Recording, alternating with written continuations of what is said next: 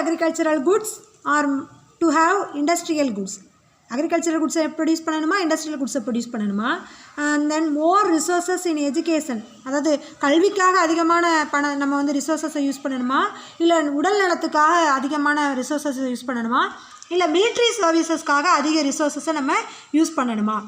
And whether to have more consumption goods or to have investment goods, நுகர்வதற்கான குட்ஸை produce பண்ணணுமா, இல்லை முதலீடுக்கு சம்மந்தமான குட்ஸை ப்ரொடியூஸ் பண்ணணுமா. whether to spend more on basic education or higher education, அடிப்படை கல்வியை கொடுக்கணுமா இல்லை உயர்கல்வியை கொடுக்கணுமா. எந்த மாதிரி டெசிஷனை எந்த மாதிரி பண்ண போகிறோன்ற டெசிஷனை முன்கூட்டியே எடுக்கணும். So these are the economic problems. What to produce, how to produce, for whom to produce. என்ன குட்ஸை ப்ரொடியூஸ் பண்ணணும், எப்படி ப்ரொடியூஸ் பண்ணணும், யாருக்காக ப்ரொடியூஸ் பண்ணணும். And then already I have told how to produce. Every society has to decide whether it will be use labor intensive technology and capital intensive technology. That's whether to use more labor or less, more machines and vice versa. For whom to produce? Every society must also decide how much its produce be distributed among the different sections of the society. It must also decide who gets more and who gets less. It should also decide whether or not a minimum amount of consumption be ensured for everyone in the society. Due to the scarcity of resources, a society faces the compulsion of making choice among the alternatives. It faces the problem of allocating scarce resources to the production of different possible goods and services, and of distributing the produced goods and services among the individuals within the country. So every society has to make the choice from the alternatives. And we are going to see the production possibility curve, the problem of choice between the alternatives. Production possibility curve, the problem of choice between the relatively scarce commodities due to the limited productive resources with the society can be illustrated with the help of geometric device is known as production possibility curve.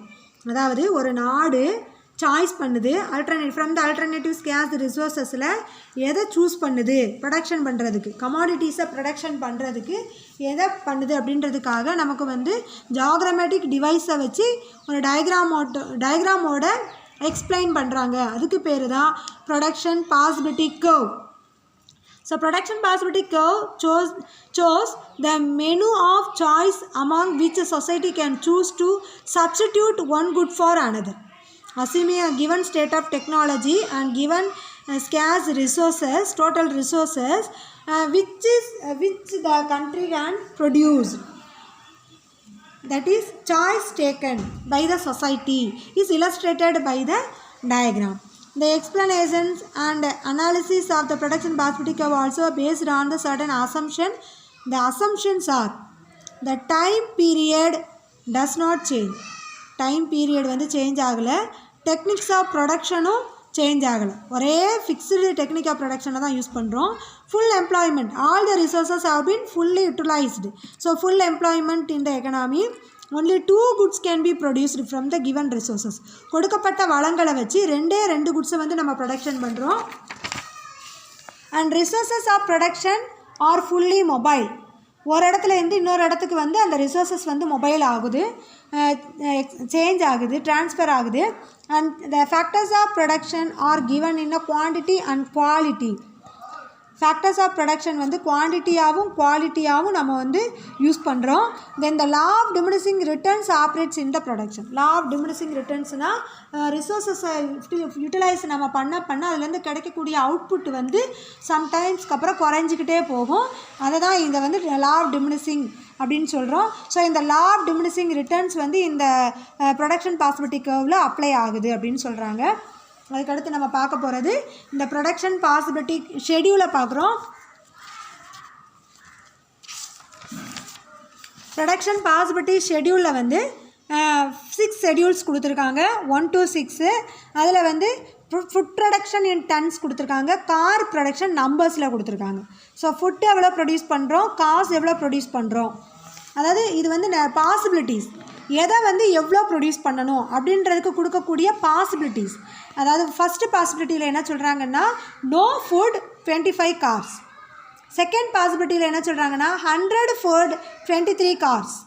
And third பாசிபிலிட்டியில் 200 food 10 food and 20 cars. அண்ட் fourth production பாசிபிலிட்டியில் 300 food and 15 cars. Fifth production பாசிபிலிட்டியில் 400 food and 8 cars. And sixth production பாசிபிலிட்டியில் 500 tons of food and 0 cars.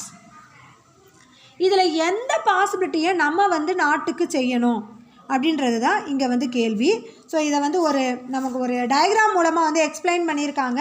இந்த டயக்ராமை நம்மளும் draw பண்ணிக்கலாம். So நம்ம வந்து எக்ஸ் ஆக்சிஸ்லையும் ஒய் ஆக்சிஸ்லையும் என்ன எடுத்துக்கிறோம் அப்படின்னு பார்த்தோம்னா, எக்ஸ் ஆக்சிஸில் வந்து ஃபுட்டு எடுத்துக்கிறோம், ஒய் ஆக்சிஸில் வந்து நம்ம வந்து கார்ஸ் எடுத்துக்கிறோம். இதை வந்து நம்ம டன்ஸில் வந்து எக்ஸ்பிளைன் பண்ணுறோம். இன் டன்ஸ், ஃபுட் இன் டன்ஸ். இது வந்து நம்பர்ஸ், கார்ஸ் இன் நம்பர்ஸ். ஸோ இங்கே வந்து நமக்கு 25 cars வரைக்கும் கொடுத்துருக்கிறதுனால நம்ம வந்து 5 to 5 5s எடுத்துக்கலாம். ஸோ 5, 10, 15, 20, 25 அப்படின்னு எடுத்துக்கலாம். இங்கே டன்ஸ் கொடுத்துருக்காங்க. அது வந்து நம்ம வந்து 100 tons, 200 tons, 300 tons, 400 tons, 500 tons, 600, 700, 800 அப்படின்னு எடுத்துக்கலாம். இது எக்ஸ் ஆக்சிஸ், இது ஒய் ஆக்சிஸ். ஸோ எக்ஸ் ஆக்சிஸில் ஃபுட் எடுத்துக்கிட்டோம், ஒய் ஆக்சிஸில் கார்ஸ் எடுத்துக்கிட்டோம். நமக்கு ஃபஸ்ட்டு பாசிபிலிட்டியில் நம்ம இந்த ப்ரொடக்ஷன் பாசிபிலிட்டி ஷெட்யூலையும் இந்த டயக்ராமையும் நம்ம மேட்ச் பண்ண போகிறோம். ஃபஸ்ட்டு ப்ரொடக்ஷன் பாசிபிலிட்டியில் 0 ஃபுட், இதுதான் 0 ஃபுட் 25 cars. இதுதான் P1. 0 food 25 cars. ஸோ 0,25 அப்படின்னு கூட வச்சுக்கலாம். அதுக்கடுத்து இது வந்து நம்ம ஜாகிரமெட்ரிக்கலாக போட்டுக்கிட்டுருக்கோம், கிராஃபிக்கலாக போட்டுக்கிட்டுருக்கோம், ரெப்ரசன்ட் பண்ணிக்கிட்டு இருக்கோம். Second பாசிபிலிட்டியில் 100 food 20 cars. 100, இது வந்து P2ன்னு சொல்கிறோம்.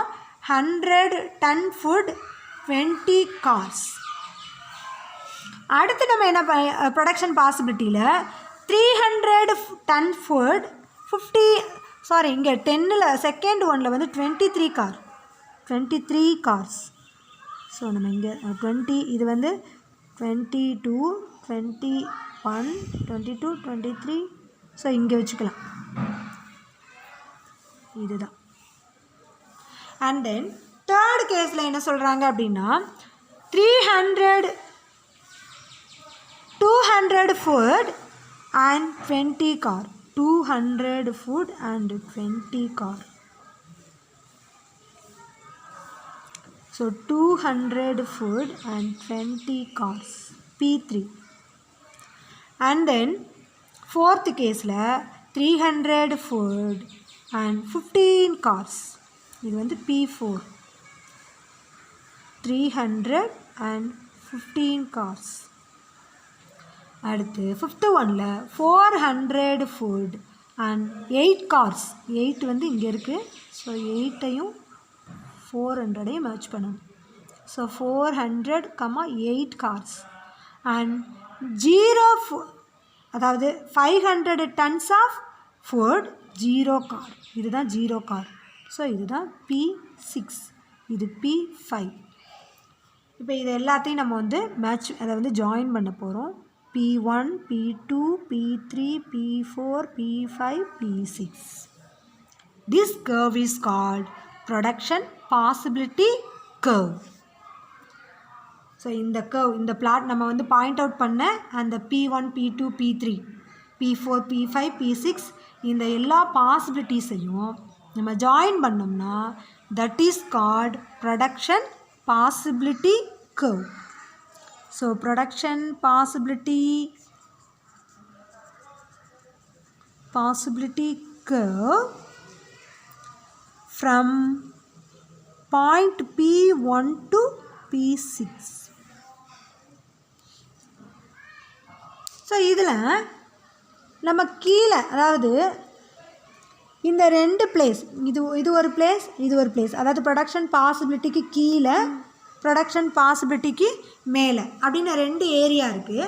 இந்த ப்ரொடக்ஷன் பாசிபிலிட்டிக்கு கீழே இருக்கக்கூடிய இந்த ஏரியாவை PL அப்படின்னு சொல்கிறாங்க. இந்த ப்ரொடக்ஷன் பாசிபிலிட்டிக்கு மேலே இருக்க ஏரியாவை Pன்னு சொல்கிறாங்க. ஸோ இதில் என்ன காரணம் அப்படின்னா, எதுக்கு 2 ஏரியாவை நம்ம இப்போ வந்து எக்ஸ்பிளைன் பண்ணிக்கிட்டு இருக்கோம் அப்படின்னு சொன்னால், இந்த ப்ரொடக்ஷன் பாசிபிலிட்டிக்கு கீழே இருக்க ஏரியாவில் என்ன அர்த்தம் அப்படின்னா, நாட்டில் இருக்கக்கூடிய வளங்கள் வந்து கம்மியாக இருக்குது. ஆனால் நம்ம வந்து ப்ரொடக்ஷன் பண்ணுறதுக்கு தேவையான ப்ரொடக்ஷன் பண்ண வேண்டிய அளவு வந்து அதிகமாக இருக்குது. அதற்கு தேவையான வளங்கள் இல்லைன்னு அர்த்தம். நம்ம வந்து வளங்களை முழுமையாக நம்ம யூட்டிலைஸ் பண்ணலை அப்படின்றது அர்த்தம். அதுதான் இந்த ப்ரொடக்ஷன் பாசிபிலிட்டிக்கு கீழே இருக்கக்கூடிய ஏரியா. அதே சமயத்தில் ப்ரொடக்ஷன் பாசிபிலிட்டி கர்வுக்கு மேலே இருக்கக்கூடிய ஏரியாவில் என்ன சொல்கிறாங்க அப்படின்னா, நம்ம ப்ரொடக்ஷன் பண்ணுறதுக்கு வளங்கள் வந்து பத்தலை அப்படின்னு சொல்லி அர்த்தம். நமக்கு வந்து தேவை அதிகமாக இருக்குது, ஆனால் வளங்கள் வந்து நமக்கு வந்து பத்தலை, டிமாண்டில் இருக்குது, ஸ்கேர்ஸாக இருக்குது அப்படின்னு அர்த்தம். ஸோ இதை பற்றி நம்ம வந்து புக்கில் வந்து நம்ம என்ன சொல்லியிருக்காங்க அப்படின்றத நம்ம வந்து சொல்லலாம். If you assume that innumerably